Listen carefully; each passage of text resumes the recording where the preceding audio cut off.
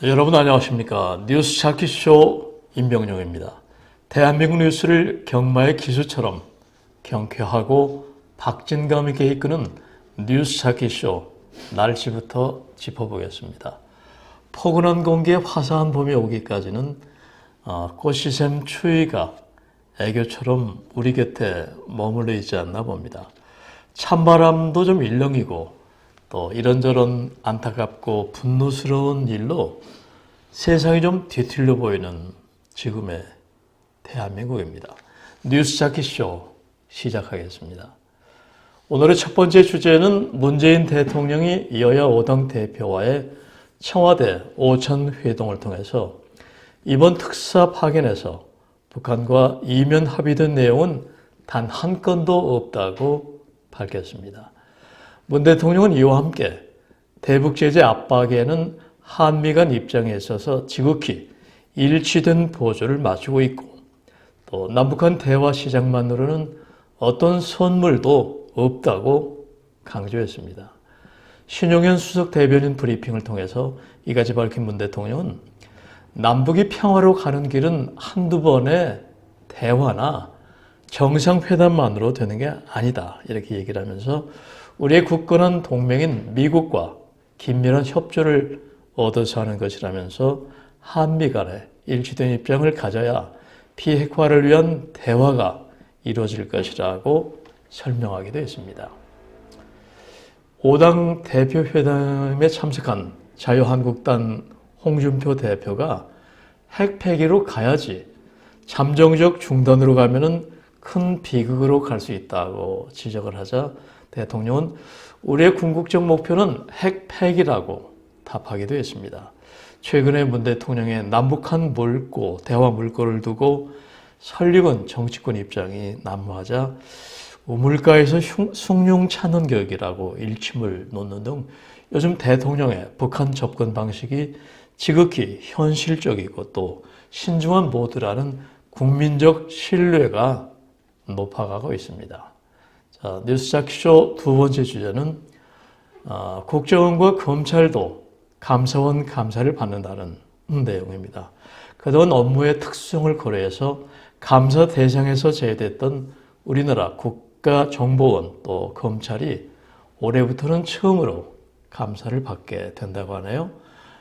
최재형 신임 감사원장은 취임 첫 기자간담회에서 그간 감사 사각지대로 여겨졌던 분야의 감사를 강화하고 또 공직사회의 법과 원칙을 바로 세우는데 각별한 관심을 기울이겠다고 얘기하면서 청와대 비서실과 국정원에 대한 감사 계획을 밝히기도 했습니다.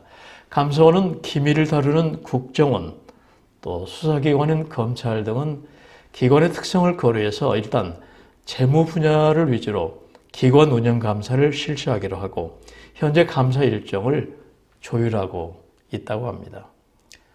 그동안 감사원법에 따라서 세입이나 세출이 발생하는 정부기관 또 지방자치단체 등을 대상으로 해서 회계와 직무감사를 할 수 있지만은 법무부의 경우 수사나 기소 등 준사법적 행위를 하고 또 국정원은 국가기밀 등을 다룬다는 이유로 감사를 자제해왔던 게 현실입니다. 그런데 감사원은 이와 함께 청와대 대통령 비서실 또 경호처 국가안보실은 다음 주부터 기관 운영 감사를 실시하기로 했다고 밝혔습니다. 이에 따라 청와대는 2004년부터 지난해까지 재무감사만 받았지만은 올해부터는 회계뿐 아니라 채용, 인사 등 직무 분야까지 포함한 기관 운영 감사를 받게 되었습니다. 자, 뉴스 찾기쇼 세 번째 주제입니다. 진행자 칼럼 순서입니다. 선거를 앞두고 여야 정치권의 인기 영합 정책이 난무하고 있다는 주제입니다. 서민대중의 어려움을 찾아내 살피고 해결해 주겠다는 선심 공약이 유행하기 시작한 것은 2010년 지방선거 때라고 합니다. 소위 여러분 잘 아시는 것처럼 무상급식이라든가 무상보육, 또 무상의료 등 공짜 공약이 유권자를 사로잡는 데는 아마 최고의 미끼로 생각했던 것 같아요. 당시 야당이었던 민주당은 무상급식 이슈를 들고 나와서 쏠쏠한 재미를 봤다는 평가입니다. 이런 평가 결과는 당시 민주당이 광역단체장 선거에서 10곳을 차지했고 여당이던 한나라당은 6곳을 차지하는 데 그쳤기 때문입니다. 이런 달콤한 재미를 본 강화된 학습 덕일까요? 지난 2014년도에도 이런 일이 있었습니다. 경기지사 선거에서 무상버스 공약이 내걸렸고 이런 검증되지 않은 현실성 결여로 당시 논란을 일으켰던 기억들 아마 여러분 기억하고 있을 것입니다. 최근에는 6.13 지방선거를 앞두고 각 지자체마다 무상급식 확대뿐만 아니라 무상교복 공약까지 남발되고 있어서 선거판을 초반부터 인기 영합 정책으로 달구고 있다는 그런 지적들을 받고 있습니다. 물론 유권자의 표를 의식하지 않고 뛰는 뼛속까지 청렴한 후보자는 이 세상 어디에도 없을 것입니다. 하지만 해도 너무한 현실성이 없는 공약은 유권자의 눈을 찌푸리게 할 뿐 아니라 정치의 신뢰감마저 땅바닥에 떨어뜨리는 정치 혐오증을 유권자 국민에게 안겨줄 우려가 있다는 것입니다. 민주주의의 후퇴를 이런 후보자들이 만들어서는 안 되겠죠. 경기도 또 강원도 일부 지역에서는 신입생 한 명당 20-30만 원의 교복값을 공짜로 지원해 준다는 등 터무니없는 공약을 내놓고 있다고 합니다. 더욱 심한 공약도 있습니다. 신생아를 출산하는 산모에게는 최고 3천만 원의 출산 장려금을 주겠다고 공약을 내건 지자체도 있다고 하네요. 아마 자신의 주머니에서 그 돈 내줄까요?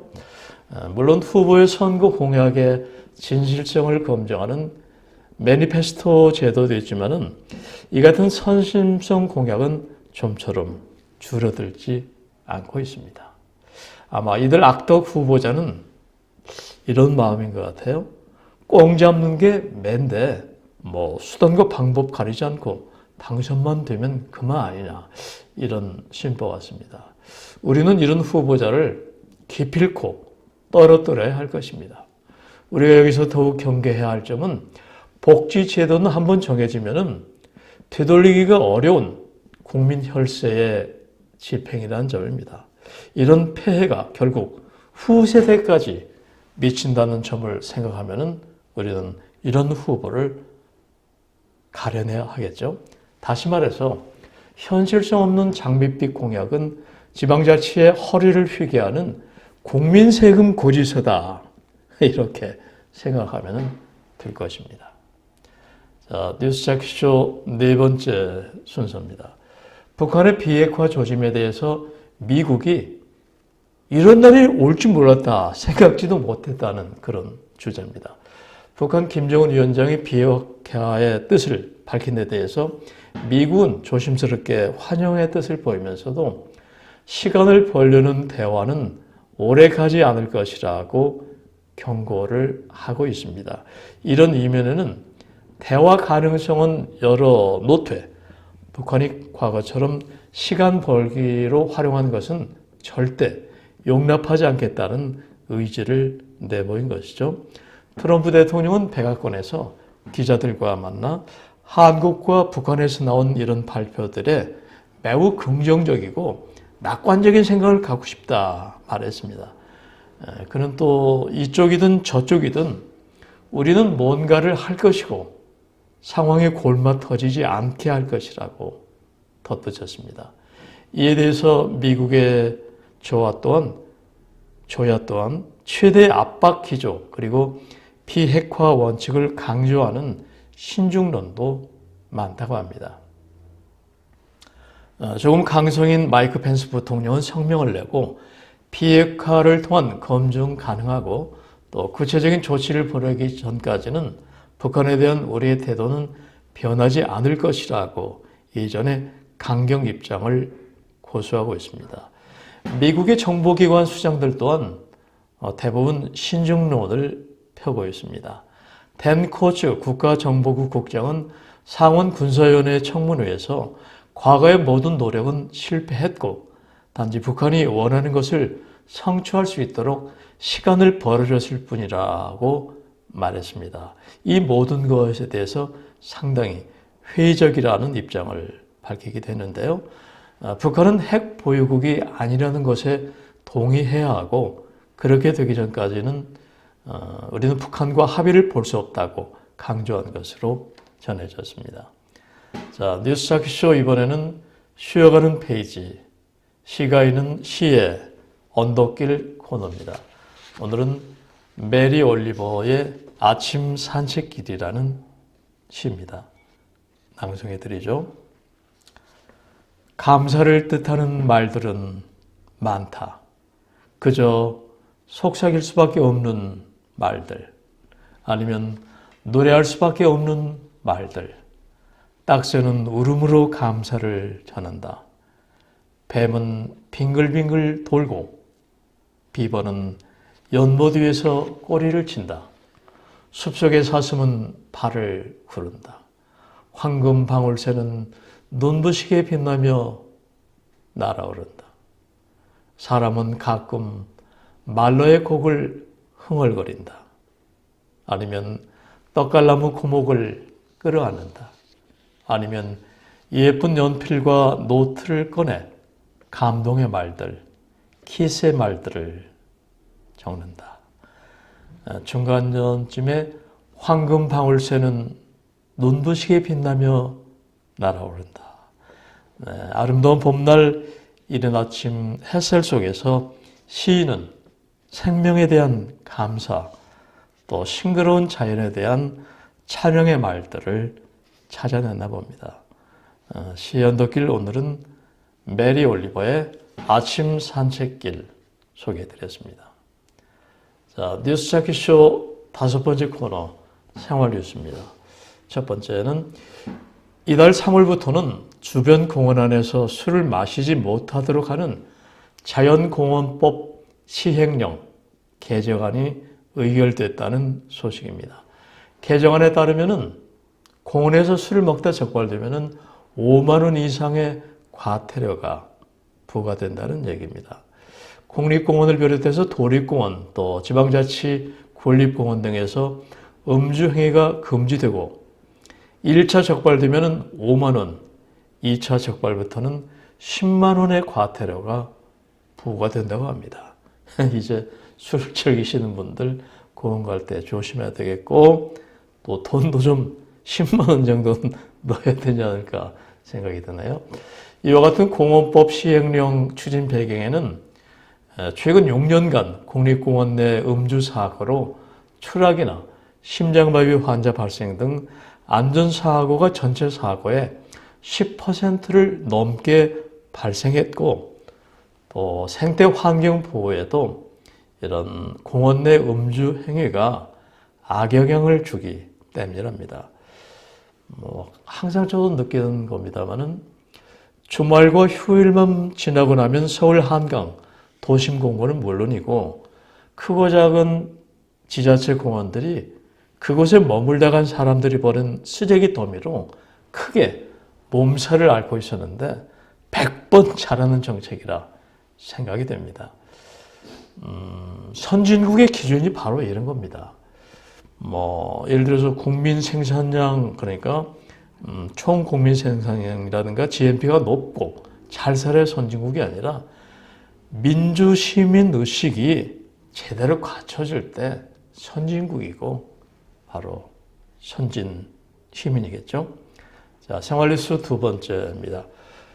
국내 이동통신업계 1, 2위 사업자인 SK텔레콤 그리고 KT가 유통점에 주는 관리 수수료를 차등 지급 방식으로 바꿔서 논란이 일고 있다는 그런 얘기입니다.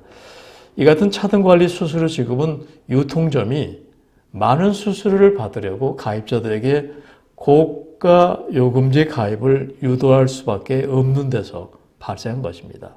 이런 정부의 보편 요금제 도입 방침에 반발하면서 유통점을 앞세워서 가입자들부터 요금을 더 받아내려는 변칙 영업으로서 가계통신비 부담 완화 정책을 정면으로 거스르는 모양새에서 논란이 예상되고 있습니다. 관리수수료라는 이런 명목은 이동통신사가 가입자들에게서 받은 요금 가운데 일부를 해당 고객을 끌어온 대리점에게 떼주는 일종의 성과급 같은 것입니다. 자, 뉴스차키쇼 이제 마무리하겠습니다. 성공하는 사람들의 공통점은 자기의 생각과 주장을 간결하게 말하고 또 상대의 감정을 잘 읽어내는 사람이다라고 일찍이 아인슈타인 박사가 말했다고 합니다. 복잡하고 바쁜 세상일수록 이런 간결하면서도 힘이 있는 메시지가 현대인들의 감성과 감각 속에 잘 파고드는 센스를 담고 있나 보죠. 자, 사랑 고백도 힘차고 간결하게, 또 친구 설득도 간결하고 힘있게 한번 해보십시오. 틀림없이 의도하는 대로 성공할 것입니다. 뉴스프리존 뉴스찾기쇼 지금까지 편집국장 임병용이었습니다. 감사합니다.